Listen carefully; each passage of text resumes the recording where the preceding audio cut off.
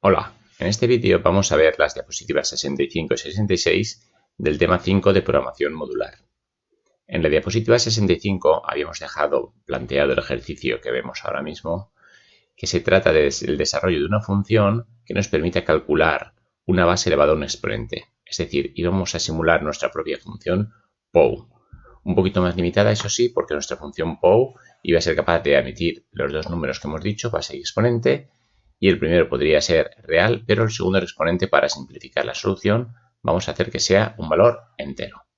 El nombre de la función será potencia.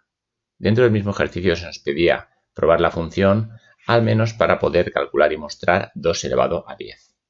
Vamos a ver cómo plantearíamos esta función. Vemos que la función es una función que es capaz de recibir dos parámetros, tal como se nos pedía en el enunciado, un primer parámetro que será la base y un segundo parámetro que será el exponente. En este caso hemos llamado base y exp a los dos parámetros. Podríamos haberlos llamado también a y b, x e y o cualquier otro identificador que hubiéramos considerado oportunos.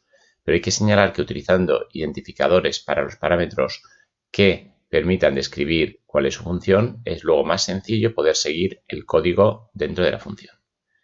Bien, una función que sea capaz de calcular una potencia de un valor real debe de ser capaz de devolver dicho valor, por lo tanto debe de ser una función de tipo real, ya que el resultado de elevar un valor real a un exponente va a ser un valor real.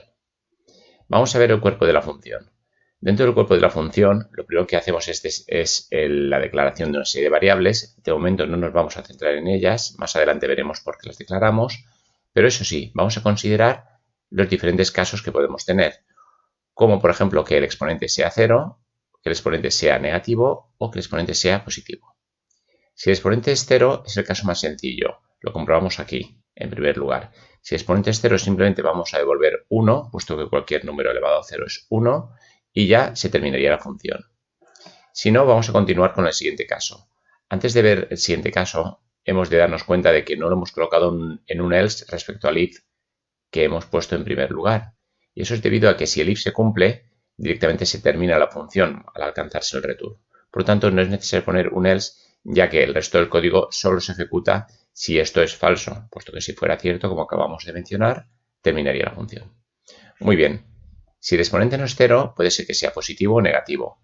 En cualquiera de los dos casos hay que recalcular lo que sería la base elevado al exponente, pero si es negativo devolveremos 1 partido dicho cálculo y si es positivo directamente el cálculo.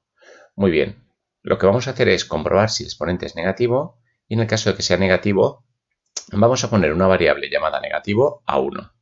Esta variable es una variable entera que la declaramos aquí y la inicializamos con 0. Es decir, el valor de la variable es 0 a no ser que su exponente sea negativo. Esto nos permitirá más adelante comprobar precisamente si el exponente es negativo o no, ya que lo que hacemos a continuación es cambiar el signo del exponente. Simplemente lo multiplicamos por -1 y así, una vez salimos de este if, seguro que al llegar donde está la flecha del ratón, exp va a tener un valor positivo.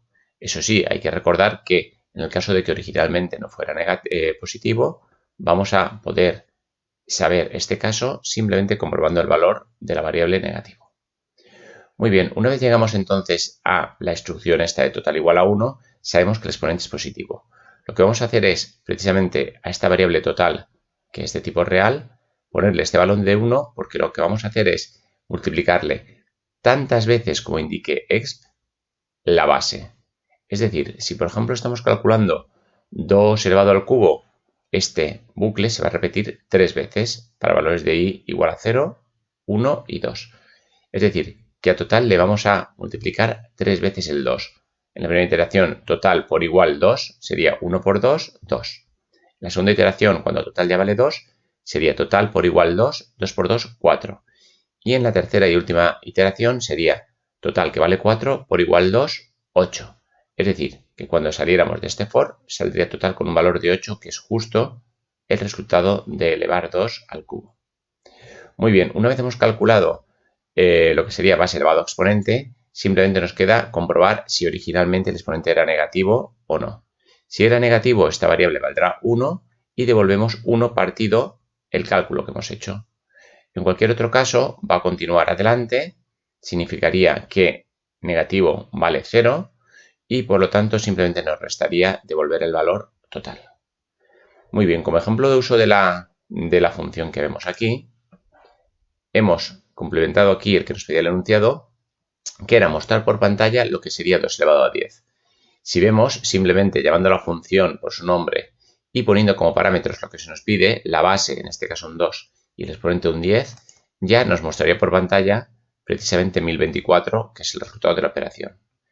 En este caso hemos añadido 4 ejemplos de uso más de la función para que podáis apreciar que en todos ellos se comporta correctamente, independientemente de que la base sea negativa o el exponente sea negativo o que estemos elevando a 0. Muy bien, nos queda en la segunda de las diapositivas dejar planteado el ejercicio que vemos aquí. Se trata de un ejercicio un poquito más complicado, pero que viene muy bien para poder trabajar con funciones, con vectores y con parámetros por referencia. En este caso se trata de calcular la media y el rango de un vector. La media aritmética de un conjunto de datos, creo que la conocemos todos, es simplemente la suma de todos esos datos dividida por el número de elementos, por el número de datos. Por otro lado, el rango se calcula simplemente viendo cuál es el mayor de los datos que tenemos en nuestro vector y restándole el menor de los datos del vector. Es decir, deberíamos de ser capaces de calcular el máximo y el mínimo. Y el rango sería el resultado precisamente de la sustracción de ambos valores.